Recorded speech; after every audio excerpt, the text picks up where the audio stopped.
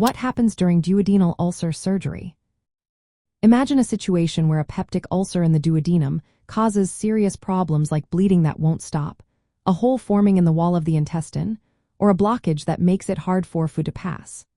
When medications don't work or complications become severe, surgery might be needed to fix the issue. During duodenal ulcer surgery, the goal is to stop bleeding, repair any perforation, and reduce acid production to help the ulcer heal and prevent it from coming back. The surgeon begins by making an incision in the abdomen, which is called a laparotomy, to access the stomach and the first part of the small intestine, known as the duodenum. If the ulcer is bleeding, the surgeon will locate the bleeding vessel, often the gastroduodenal artery, and tie it off to stop the bleeding. To do this, they may make a cut along the duodenum called a duodenotomy, which exposes the ulcer. Once the bleeding is controlled, the surgeon carefully closes the duodenotomy with stitches, usually placing sutures across the opening to seal it.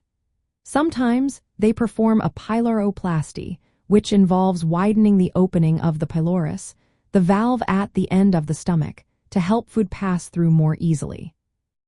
If the ulcer has caused a perforation, meaning a hole in the wall of the duodenum, the surgeon will close the hole using a piece of fatty tissue from the abdomen called an omental patch. This patch covers the perforation and helps seal it. The surgeon will also wash out the abdominal cavity thoroughly to reduce the risk of infection from any spilled stomach contents. To help reduce acid secretion and prevent future ulcers, a procedure called a vagotomy may be performed, which involves cutting certain branches of the vagus nerve that stimulate acid production in the stomach.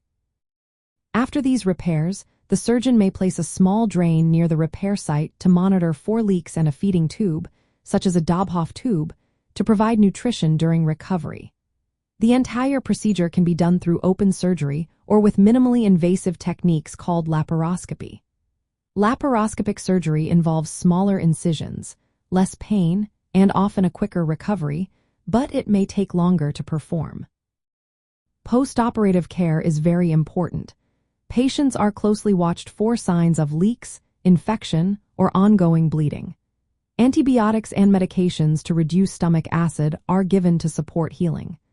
The surgery's success depends on careful planning by experienced surgeons and personalized care for each patient.